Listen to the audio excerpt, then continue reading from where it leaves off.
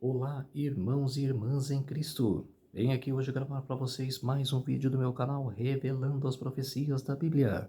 E no vídeo de hoje é a pregação especial. Vou começar uma uma pregação especial, né? Sobre a, a história dos mileritas, que fez aniversário agora na quarta-feira, no dia 22 de outubro. A história do Adventismo, 22 de outubro de 1844. Coincidência ou providência? E aí pergunta, como chegamos até aqui? Isso é a pregação especial de hoje. Antes de eu falar sobre esse assunto, preciso da ajuda de vocês para se inscreverem no meu canal Revelando as Profecias da Bíblia. Deixe seu like, ative os sininhos de notificações para receberem o meu vídeo. Compartilhe com o maior número de pessoas que vocês puderem o conteúdo do meu canal. Preciso da ajuda de vocês. Vamos orar para fortalecer mais a nossa fé. Querido Deus e Pai, muito obrigado pelo sábado do Senhor que começou ontem ao pôr do sol e que termina hoje ao pôr do sol. 24 horas de adoração e louvor. Por isso, meu Deus, fique comigo nesses minutos e segundos que o Senhor estará comigo. Faça-me de mim o seu servo para apresentar essas verdades para todos os povos, nações e línguas. Tudo isso agradeço e peço em nome do meu Salvador Jesus Cristo. Amém. Vamos lá, povo de Deus. A história por detrás da história. Aí está os Milleritas. Tiago White, Ellen G. White, Joseph Bates, Guilherme Miller e vários Milleritas que creram e manteram sua fé depois do desapontamento. Vou fazer uns slides aqui. Vou falar sobre a igreja cristã primitiva. Vou falar sobre o impacto da reforma protestante. Vou falar sobre o período de supremacia papal. Primeiro, vou começar com a igreja cristã primitiva.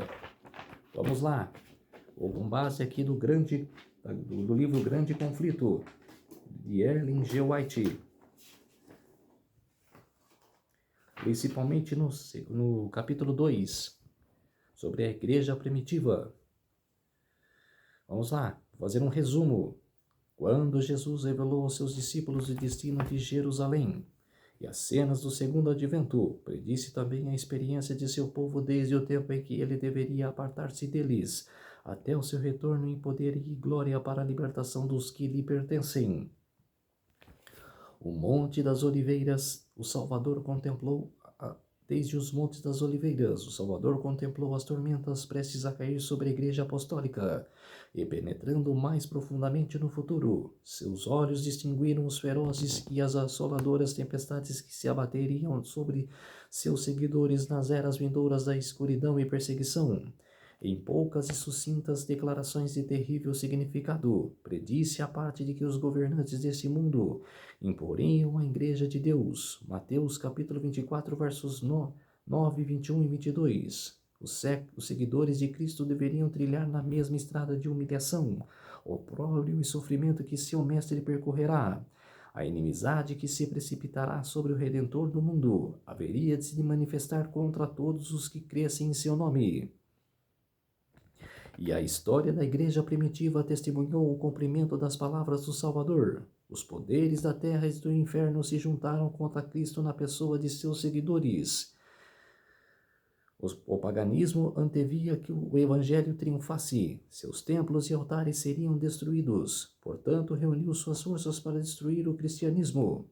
As fogueiras da perseguição foram acesas. Os cristãos eram desapossados de seus bens e expulsos de suas casas.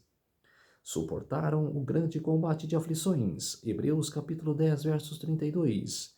Experimentaram escárnios e açoites até cadeias e prisões. Hebreus capítulo 11, verso 36. Grande número deles selaram seu testemunho com o próprio sangue. Nobres e escravos, ricos e pobres, cultos e incultos, foram igualmente mortos sem piedade. Onde quer que buscassem refúgio, os seguidores de Cristo eram caçados como animais selvagens. Eram forçados a procurar abrigo nos lugares desolados e solitários.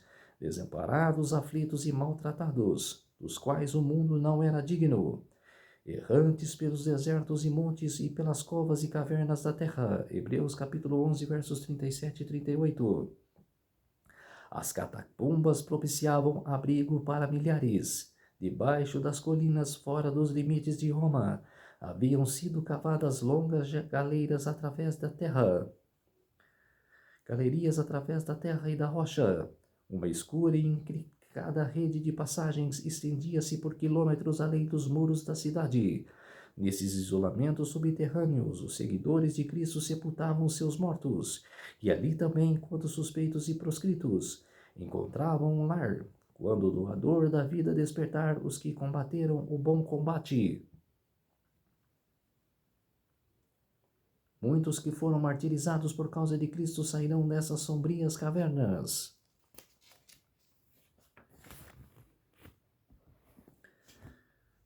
Como sucedeu com os servos de Deus do passado, muitos foram torturados não aceitando o seu livramento, para alcançarem uma melhor ressurreição. Hebreus capítulo 11, verso 35. Eles se lembravam das palavras de seu mestre: os que, quando perseguidos por causa de Cristo, ficassem jubilosos, porque grande seria sua recompensa no céu. Pois também os profetas haviam perseguidos antes deles. Regozijavam-se de que fossem considerados dignos de sofrer pela verdade. E melodias do triunfo se elevaram por entre os estalidos das chamas, olhando para o alto através da fé. Viam Cristo e os anjos inclinados sobre as ameias do céu, contemplando-os com o mais profundo interesse e observando sua firmeza com aprovação. Uma voz provinha do trono de Deus dizendo-lhes: sê fiel até a morte, e dar-te-ei a coroa da vida. Apocalipse capítulo 2, verso 10. O grande adversário se esforçava agora para conseguir através da astúcia aquilo que havia falhado em obter pela força. A perseguição cessou em seu lugar, foi preenchido pela perigosa atração da prosperidade e honra mundanas. Os idólatras eram levados a receber parcialmente a fé cristã, enquanto rejeitavam outras verdades essenciais. Professavam aceitar a Jesus como Filho de Deus e crer em sua morte e ressurreição, mas não tinham nenhuma convicção do pecado e não sentiam necessidade de arrependimento ou de uma mudança de coração. Com algumas concessões de sua parte, propuseram-se que os cristãos sucedessem em outras coisas para que todos pudessem unir-se sobre a plataforma da crença em Cristo. A maioria dos cristãos, afinal, concordou em baixar seu padrão, e foi formada uma união entre o cristianismo e o paganismo, muito embora os adoradores de ídolos professassem estar convertidos e unidos à igreja. Eles ainda se apegavam à idolatria, mudando apenas os objetos de adoração pelas imagens de Jesus, e o mesmo de Maria e dos santos. O odioso fermento da idolatria trazido para dentro da igreja continuou sua nefasta obra.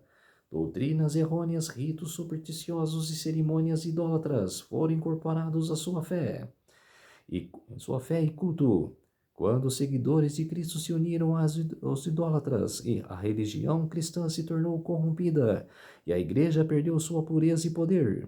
No entanto, houve algumas que não foram desviados por esses enganos, mantinham ainda sua fidelidade ao autor da verdade e adoravam unicamente a Deus. Mas não há muito entre o príncipe da luz e o príncipe das trevas, e não pode haver vínculo entre os seus seguidores. Quando os cristãos concordavam em se unir àqueles que não eram senão meio convertidos do paganismo, desviaram-se por uma vereda que os levaria mais e mais distantes da verdade. Satanás exultou por haver sido bem-sucedido em enganar tão grande número de seguidores de Cristo. Concentrou-se então seu poder para exercer maior domínio sobre eles e inspirá-los a perseguir aqueles que permaneciam fiéis a Deus. Ninguém estendeu tão bem a maneira de se opor à verdadeira fé cristã, como aqueles que uma vez haviam sido seus defensores e seus apóstatas. Unindo-se aos seus companheiros meios pagãos, focaram seus ataques contra as características mais essenciais das doutrinas de Cristo. Vamos para o próximo tema agora. O período da supremacia papal. Vamos para o capítulo 3 do grande conflito. A apostasia. O apóstolo Paulo, em sua segunda carta aos Tessalonicenses, predisse a grande apostasia que resultaria no estabelecimento do poder papal. Declarou que o dia de Cristo não viria sem que antes venha a apostasia e se manifeste o homem do pecado, o filho da perdição, o qual se opõe e se levanta contra tudo que se chama Deus ou se adora, de sorte que se assentará como Deus no templo de Deus, querendo parecer Deus. Isso está em 2 Tessalonicenses capítulo 2, versos 3 e 4. Ademais, o apóstolo adverte seus irmãos que o ministério da iniquidade já opera. 2 Tessalonicenses capítulo 2, verso 7. Mesmo naqueles dias ele viu penetramente o sorrateiramente na igreja erros que preparariam o caminho para o desenvolvimento do papado. Pouco a pouco, de maneira dissimulada e silenciosa no início, e então mais abertamente à medida que ganhava poder, obtinha o controle da mente dos homens. O mistério da iniquidade prosseguia em sua obra blasfema e enganosa. De modo quase imperceptível, os costumes do paganismo penetravam na igreja cristã. Quer dizer, Paulo viu a época de Roma, no primeiro século, que os imperadores se titulavam como Deus, que faziam da população a adorá-lo como se fosse Deus. Eles se declaravam nisso. Então, Paulo via que a igreja estava se apostatando, que a época da iniquidade estava imperando e que esse tempo do século I até o século 3, 4 e 5, porque os imperadores foram do século I e II. Aí veio Constantino no século 3, no século 4. Então foi 1, 2 e 3. No século 4, Constantino surgiu e trouxe o erro cobrindo a verdade e preparou o caminho, desde os imperadores até o caminho do Papa. Por isso que Paulo escreveu que a apostasia vinha primeiro. Esta multa transigência entre o paganismo e o cristianismo resultou no desenvolvimento do homem do pecado, predito na profecia, como se opondo a Deus e exaltando acima dele. Quer dizer, por trás desse poder do Papa está Satanás. O que Satanás queria sempre? Porque ele se rebelou lá no céu? Porque ele queria ficar acima de Deus. E como não conseguiu, foi expulso do céu e veio para a terra, ele usa poderes para ser adorado. Esse gigantesco sistema de religião falsa é a obra-prima do poder de Satanás, o monumento aos seus esforços para se assentar no trono e governar a terra de acordo com a sua vontade.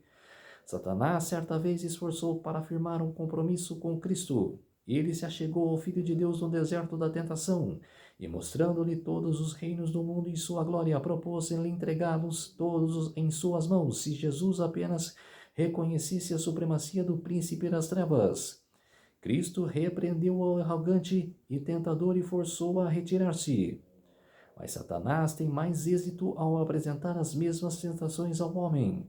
Para garantir honra às vantagens mundanas, a Igreja buscou o favor e o apoio dos grandes homens da terra, e tendo assim rejeitado a Cristo, foi ele induzido a render obediência ao representante de Satanás, o bispo de Roma. Mas aqueles que temem a reverenciam a Deus enfrentar-se à atrevida presunção, assim como Cristo enfrentou as solicitações do traiçoeiro inimigo. Ao Senhor teu Deus adorarás e só a ele darás culto. Lucas capítulo 4, verso 8. Deus jamais deu a entender em sua palavra que haja apontado um homem para ser o cabeça da igreja. A doutrina da supremacia papal está em direta oposição aos ensinos escriturísticos. O Papa não tem qualquer poder sobre a Igreja de Cristo, exceto por usurpação. Os romanistas têm insistido em acusar os protestantes de heresia e separação intencional da verdadeira Igreja. Mas essas acusações aplicam-se antes a eles mesmos. Eles são os únicos que dispuseram a bandeira de Cristo e afastaram-se da fé que, uma vez por todas, foi entregue aos santos. Judas capítulo 3. Judas capítulo 1, verso 3. Tendo sido removido ao detector de erros, Satanás trabalhou de acordo com a sua vontade. A profecia declara que o papado pensava em mudar os tempos e a lei. Daniel 7:25. Isso não demoraria muito a se cumprir, para permitir que os conservos do paganismo tivessem um substituto para a adoração de ídolos, e assim promover sua aceitação nominal do cristianismo. A adoração de imagens e relíquias foi gradualmente introduzida no culto cristão. O decreto do Concílio Geral finalmente estabeleceu o sistema idolátrico para contemplar a sacrilégia obra. Roma achou que podia eliminar da lei de Deus o segundo mandamento, que proíbe a adoração de imagens, e dividiu o 10º mandamento de forma a preservar o número de 10. O espírito de concessão ao paganismo abriu o caminho para um desrespeito ainda maior à autoridade celestial. Satanás resolveu também mexer com o 4º mandamento e tentou pôr de lado o sábado, o dia que Deus abençoou e santificou. Gênesis capítulo 2, versos 2 e 3. E em seu lugar exaltou uma festividade observada pelos pagãos como o venerável Dia do Sol. E essa mudança não foi tentada abertamente a princípio. Nos primeiros séculos, o verdadeiro sábado fora aguardado por todos os cristãos. Eles eram ansiosos da honra divina e, crendo que sua lei é imutável, zelosamente observavam a sacralidade de seus preceitos. Satanás, porém, com grande sutileza, trabalhou por meio de seus agentes para levar a cabo seus objetivos, para que a atenção do povo pudesse ser chamada para o domingo. Foi instituída uma festividade em honra à ressurreição de Cristo. Serviços religiosos eram feitos neste dia. Contudo, ainda era ele observado como um dia recreativo. Ao mesmo tempo, o sábado era ainda zelosamente guardado. O grande apóstata fora bem-sucedido a se exaltar contra tudo e que se chama Deus ou se adora, segundo Tessalonicenses capítulo 2, verso 4.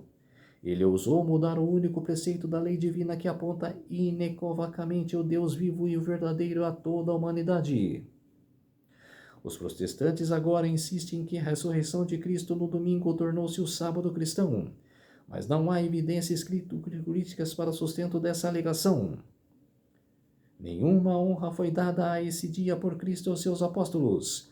A observância do domingo como instituição cristã tem em sua origem no ministério da iniquidade, segundo Tessalonicenses capítulo 2, verso 7. Já que nos dias de Paulo havia precipitado sua obra, quando o Senhor adotou esse filho do papado, que razão válida pode ser dada para uma mudança que a Escritura não sanciona? Quer dizer, Satanás mudou, a lei de Deus. Vamos para o próximo tema. O impacto da reforma protestante. Vamos lá.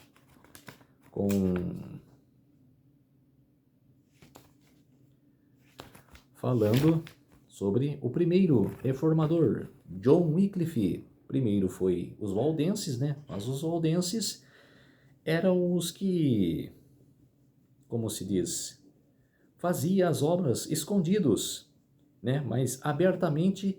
Vou falar agora dos reformadores abertamente, que foram ao público, que não fizeram escondidos, e sim botaram a cara, mostraram a sua personalidade para o papado. Vou falar sobre John Wycliffe um pouco. Antes da reforma não havia senão poucos exemplares da Bíblia, mas Deus não permitiu que sua palavra fosse totalmente extinta. Suas verdades não ficariam para sempre ocultas. Ele poderia facilmente tirar as algemas das palavras de vida, como poderia abrir as portas das prisões e desenforralhar os portões de ferro para libertar seus servos. Nos diferentes países da Europa, o Espírito de Deus moveu homens a buscarem a verdade como a tesouros ocultos, guiados providencialmente pelas Santas Escrituras. Eles estudaram as páginas sagradas com intenso interesse.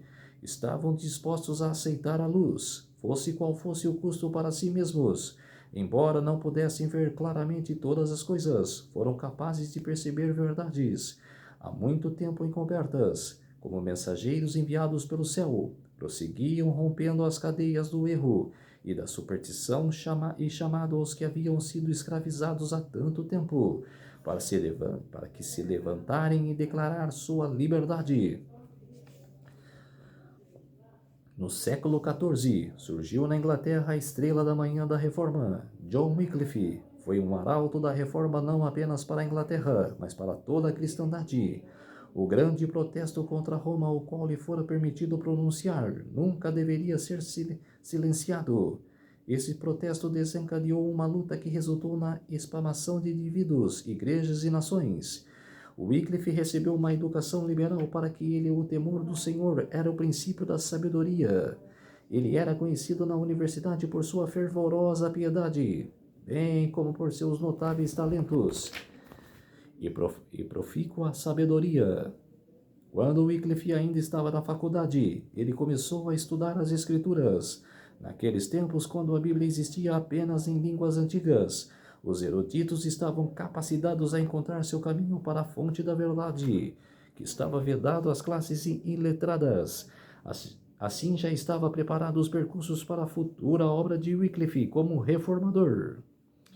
Quando a atenção de Wycliffe foi dirigida às Escrituras, dedicou-se a ele uma investigação com a mesma competência que os havia habilitado a dominar os ensinos das escolas.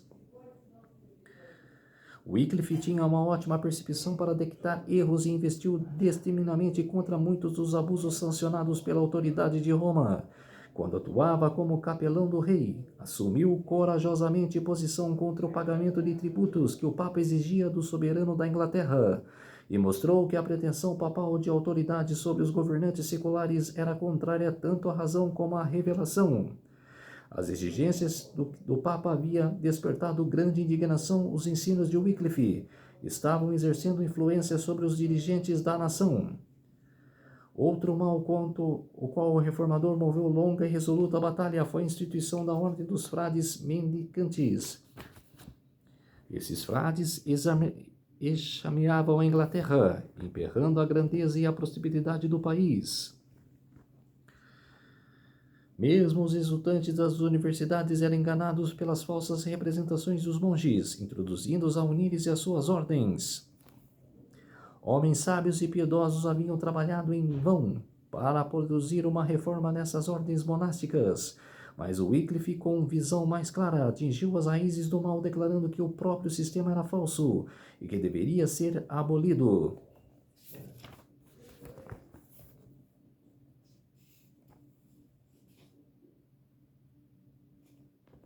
Mas a chegada das bulas papais colocou sobre toda a Inglaterra a ordem decisiva de aprisionamento do herege.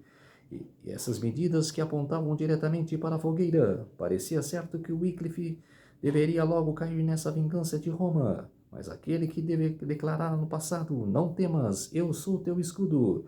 Gênesis capítulo 15, verso 1. Novamente estendeu a mão para proteger seu servo. A morte veio não para um reformador, mas para a pontífice que havia decretado sua destruição.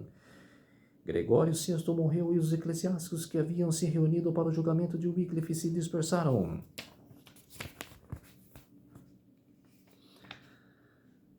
Vou falar agora sobre o próximo reformador. Os reformadores, Hus e Jerônimo. John Hus e Jerônimo.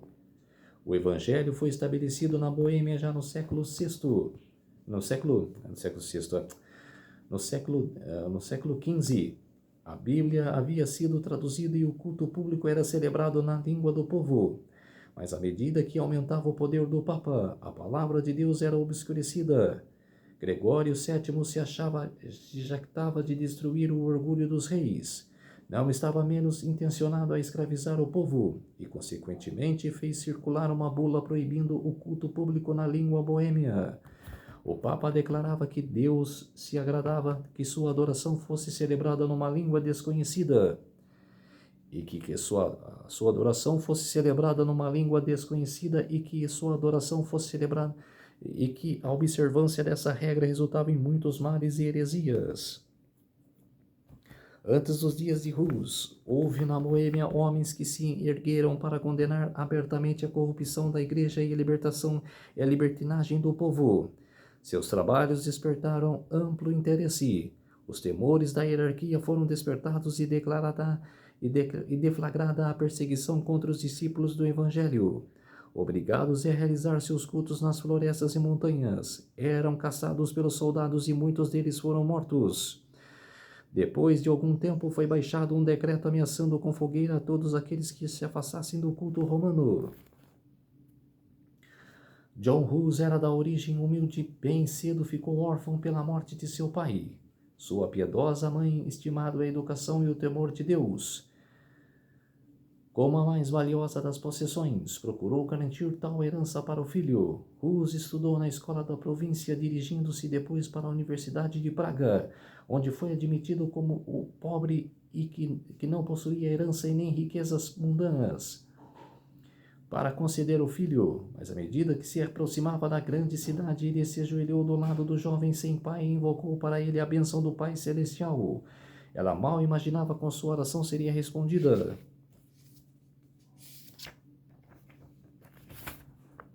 Jerônimo era um cidadão de Praga, que depois se tornou intimamente associado a Hus. Havia, ao voltar da igreja, traduzido consigo os escritos de Wycliffe. A rainha da Inglaterra, que havia sido convertida pelos ensinos de Wycliffe, era uma princesa da Boêmia, e por sua influência as obras do reformador também tiveram ampla circulação com seus pais natal. Hus leu essas obras com interesse e cria que seu autor era cristão sincero.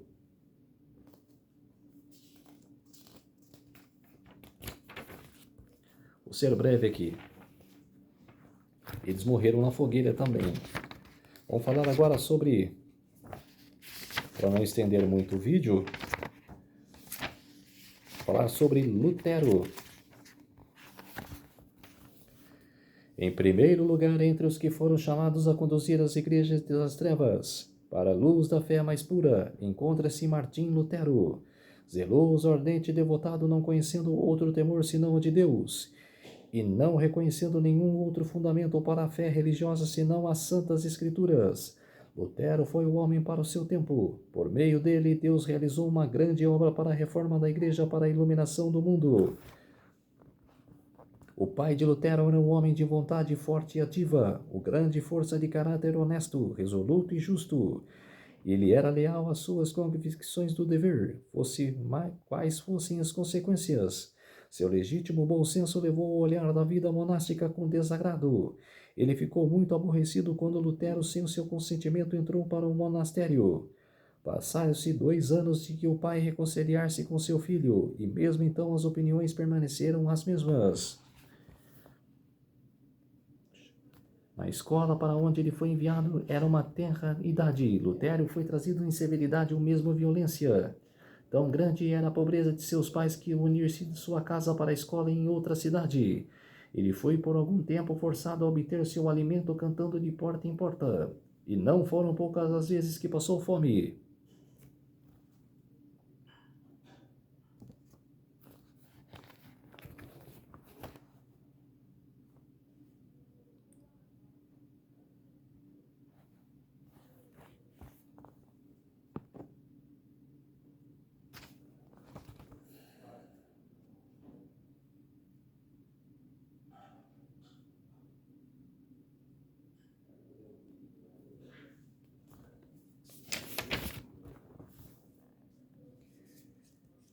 Quando parecia a Lutero que tudo estava perdido, Deus suscitou-lhe um amigo e auxiliador. O piedoso Stauner abriu a palavra de Deus à mente de Lutero, a fê-lo desviar os olhos de si mesmo, parar com a contemplação da punição eterna pela violação da lei de Deus e olhar para Jesus, seu Salvador, que perdoa pecados. Lutero era ainda um verdadeiro filho da Igreja Papal e não pensava que seria qualquer outra coisa. Na providência de Deus, ele foi levado a visitar Roma, fez essa jornada a pé, alojando-se no monastérios pelo caminho. No convento italiano, ele se maravilhou com a riqueza, magnificência e luxo que testemunhou.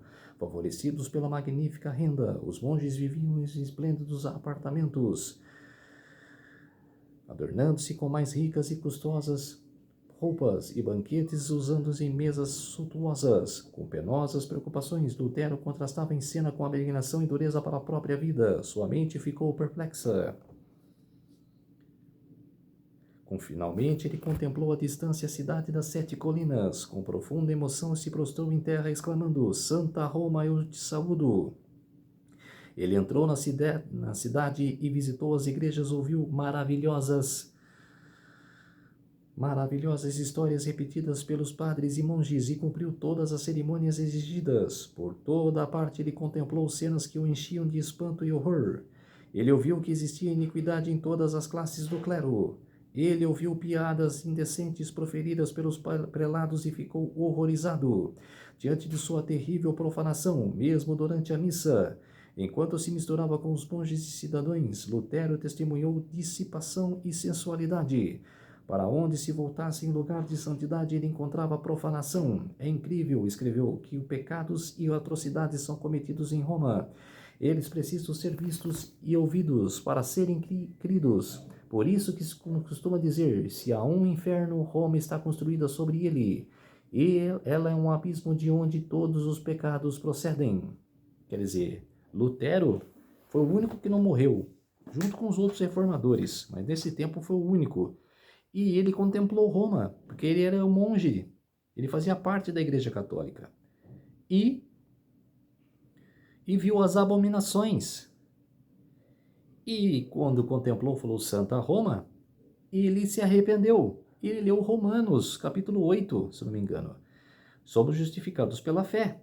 Ele mudou completamente seu conceito e começou a se confrontar com a Igreja de Roma. O desapontar da América do Norte. Vamos lá, para os pais peregrinos.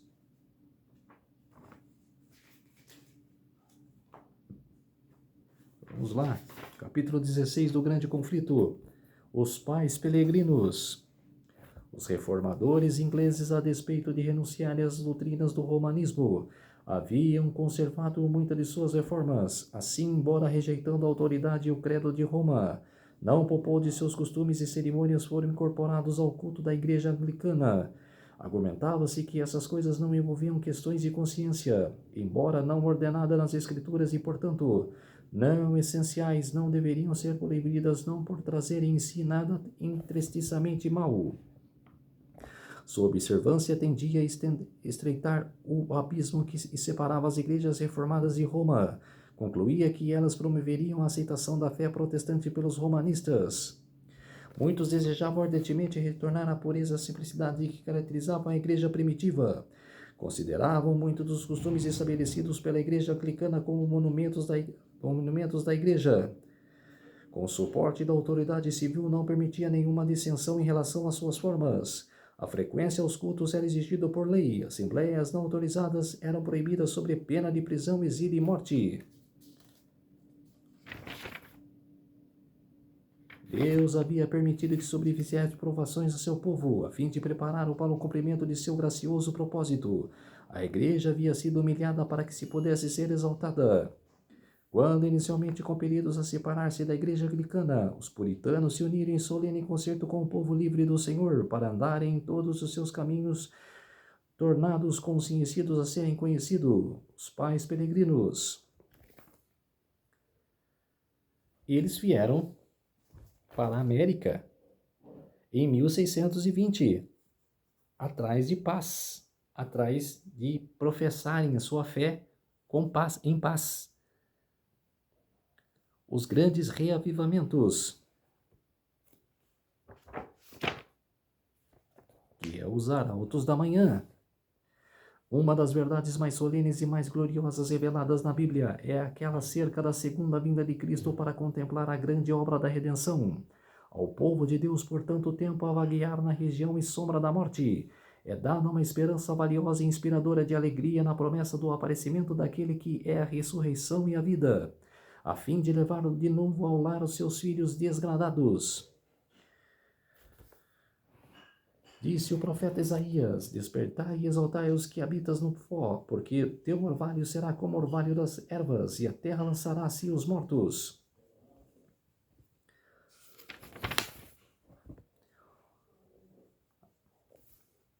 Quer dizer, para não estender muito o vídeo, os grandes reavivamentos que esses patriarcas do novo mundo viveram depois da Reforma. O despertar profético, pregadores ao redor do mundo. Dr. José Wolff, judeu convertido ao cristianismo. Bengel, pastor luterano. Gaussen, pastor protestante. Crianças escandinavas, proclamando a volta de Jesus. Vamos falar agora sobre o movimento millerita. Guilherme Miller.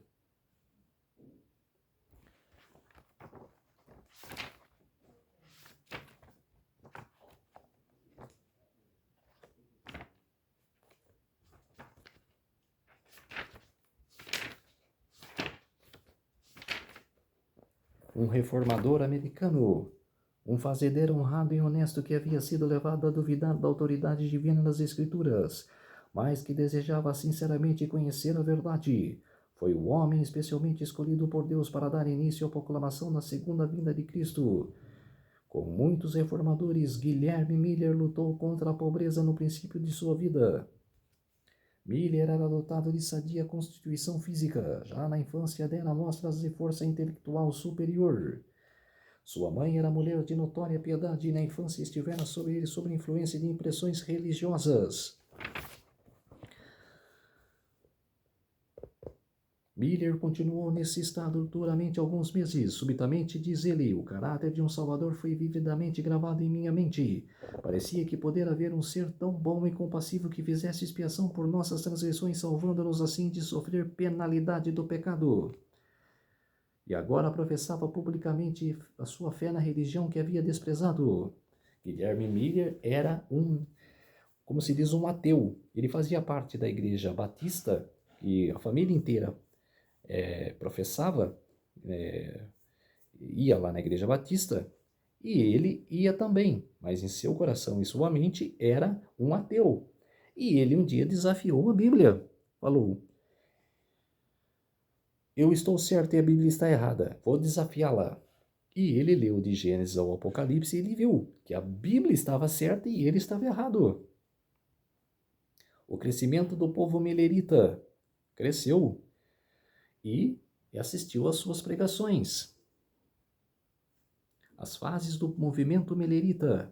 Pregação em pequenas cidades, 1831 a 1838. Pregação nas grandes cidades, 1838 a 1840. Período das Assembleias Gerais, 1840 a 1842. Período das reuniões campais, 1842 a 1843. Período da expulsão das igrejas, 1843 ao outono de 1844. Período da tardança, abril de 1844 e agosto de 1844. Clamor da meia-noite, movimento do sétimo mês. Agente 1844, no dia 22/10 de 1844, 22 de outubro. O grande desapontamento, que era o clamor, que em 10 anos Guilherme Miller pregou Daniel 8,14. Até 2.300 tardes e manhãs o santuário será purificado.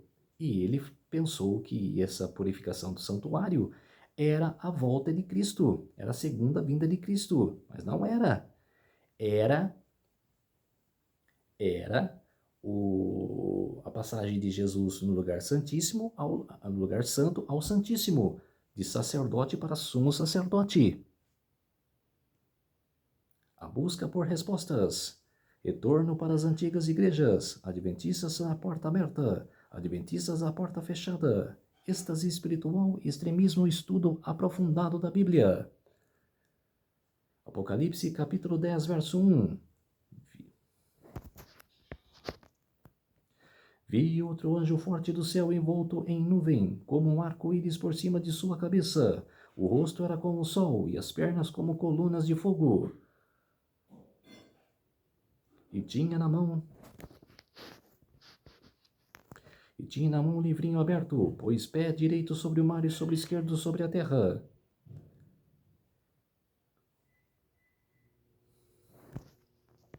Foi, pois, ao anjo dizendo-lhe que me desse o livrinho, e então ele me falou: toma e o devora certamente, ele será amargo ao teu estômago, mas na tua boca doce como mel. O que significa doce como mel? Que em 10 anos a profecia era estudada pelos reformadores, ali pelos mileritas, e cada vez mais eles iam no culto, falando, querendo saber da profecia, a segunda vinda de Cristo, e ali era doce como mel, mas no teu estômago, será amargo no teu estômago, que foi o desapontamento. Tomei o livrinho da mão do anjo e o devorei, e na minha boca era doce como mel, que era a pregação, a profecia sendo expandida. Mas quando, porém, eu comi, o meu estômago ficou amargo. Desapontamento. Que é que tudo que eles pregaram não aconteceu. Aí veio um senhor, que era melerita, e viu essa visão de Jesus no lugar santíssimo. Surgimento da igreja adventista. Aí está, os meleritas, que criaram a igreja adventista, que para mim começou em 1844, mas a igreja foi fundada em 1863. Aí está o fervor da igreja, aí está o fervor das pessoas que buscaram saber da profecia. E hoje a igreja está morta. Ninguém quer buscar a profecia mais. Aí, ó, o fervor dos mileritas nas pregações, a buscar a profecia, buscar saber da profecia. No livro Cristo em seu Santuário, de Ellen G. White, na página 78, com exprimível desejos que haviam recebido a mensagem e aguardavam a vinda do Salvador. O tempo em que esperavam encontrar-se com ele estava às portas. Com calma e solenidade vinham aproximar-se a hora. Permaneciam em doce comunhão com Deus, como se atergorizando a paz que desfrutariam no glorioso futuro. Pessoa alguma que haja experimentado esta confiante esperança poderá esquecer-se daquelas horas de expectativa. Algumas semanas do tempo, as ocupações seculares foram em sua maior parte postas de lado, como se estivessem no leito de morte, e devessem dentro de poucas horas encerrar os olhos às cenas terrestres. Os crentes sinceros examinavam cuidadosamente todos os pensamentos e emoções de seu coração. Não houve confessão de vestes para a ascensão. Todos sentiam, porém, a necessidade de evidência íntima de que estavam preparados para encontrar-se com o Salvador. Suas vestes brancas eram a pureza da alma, o caráter purificado do pecado pelo sangue expiatório de Cristo. Oxalá ainda houvesse entre o povo professo de Deus o mesmo espírito de exame do coração, a mesma fé ardorosa e resoluta.